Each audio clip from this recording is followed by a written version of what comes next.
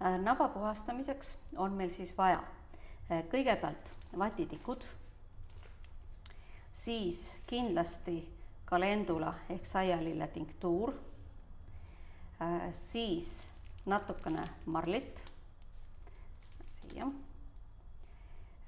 ja ka füsioloogilist lahust. Need on väikestes 0,5 millistes pudelites ja neid on meil hiljem vaja. Esialgu seda kohe, nii kui laps haiglast tuleb, ei ole vaja. Vanasti kasutati briljantrohelist ja üks põhjus, miks pärast briljantrohelist mina ei ole soovitanud mitte kunagi, on tema intensiivne värv. Juhul, kui peaks nabaga midagi toimuma ja naba peaks hakkama punetama, siis ma lihtsalt selle värvi all ei näe seda ja võib maha magada väga raskeid situatsioone. Nii et see on üks põhjus, miks pärast mina seda briljantrohelist ei ole mitte kunagi ka soovitanud. Ma võin näidata seda intensiivsust, selle värvi intensiivsust.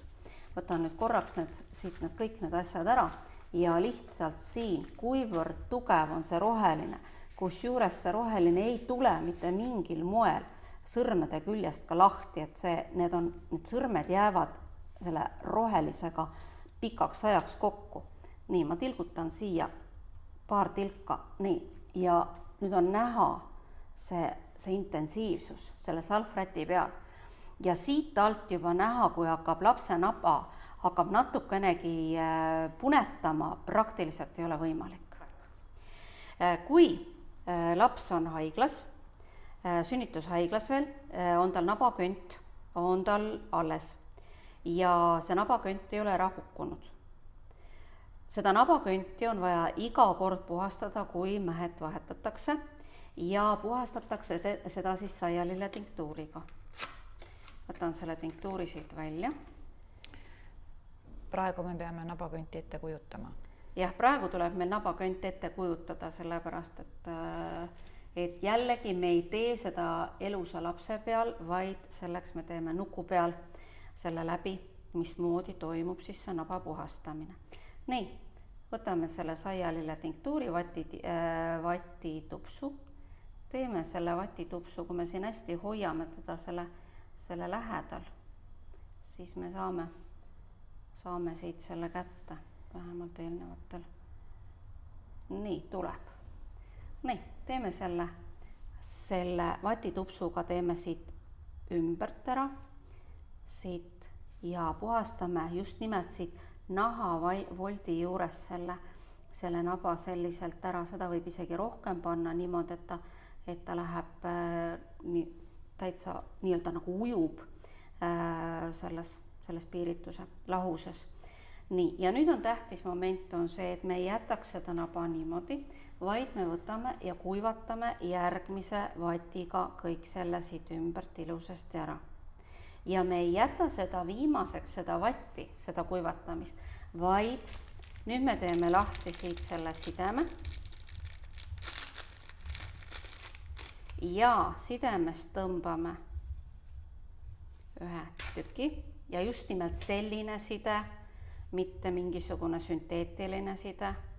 Teeme sellise tupsu ja kuivatame veel selle hästi siit ära, et see tõesti oleks siit ümbert kuiv. Nii, ja kui ta nüüd on kuiv, läheb see mähe siia ilusasti peale, kuiv mähe ja järgmise mähkimise korrani. Täpselt sama protsess tehakse läbi. Nüüd, kui see könt on ära kukkunud, siis siia jääb alles selline väike veritsev haavake. Teeme nüüd selle lahti ja mõtleme, et nüüd on siis see veritsev haavake siin selle naba ümber. Sellel haaval tuleb koorik peale.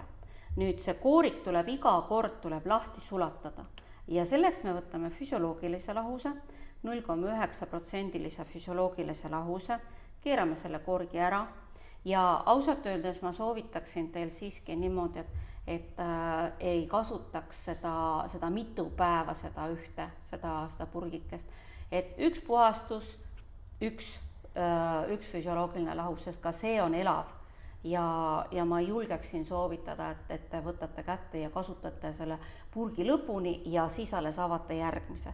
Et lapse elu on siiski niivõrd palju väärt, et tasub iga kord uus purk avada. Nii, ja jällegi me teeme siit selle märjaks ja me sulatame need koorikud siit, nüüd juba tugevamad, siit sulatame koorikud lahti. Siit võib ka natukene, võib otse sellest purgist panna siia paar tilgakest, et need sulaksid lahti. Ja nüüd, kui need koorikud on kõik ilusasti lahti sulanud, saame selle kooriku siit lahti. Nii, ta tuleb siit ilusasti ära. Siis me võtame järgmise ja teeme selle saialillega, saialille tinktuuriga täpselt sama asi. Jällegi katsume saada nii saialille tinktuuriga, saime kokku. Nii. Ja teeme siit selle naba ümbruse jälle kõik kuivatame ära selle piirituse, saialille tinktuuri. Nii. Ja nüüd täpselt sama asi jällegi võtame, et me saame kuivaks, me peame hoidma seda kuivana. Ja siit kuivatame marliga. Miks marliga? Sellepärast, et ei ole ebemeid marli küljes sellised. Iga väiksemgi ebe, kui ma nüüd võtan siit selle sama tampooni ja natukenegi teen, siis siin on näha, mismoodi need ebemed tulevad. Ja need väiksed ebemed võivad olla ka selle infektsiooni allikas, mis satuvad sinna sügavale sisse. Nii, ja kui see naba on tõesti, ma näen, et see ümbert on kõik on kuiv, jällegi läheb mähe, läheb peale ja ootab järgmist mähkimiskorda.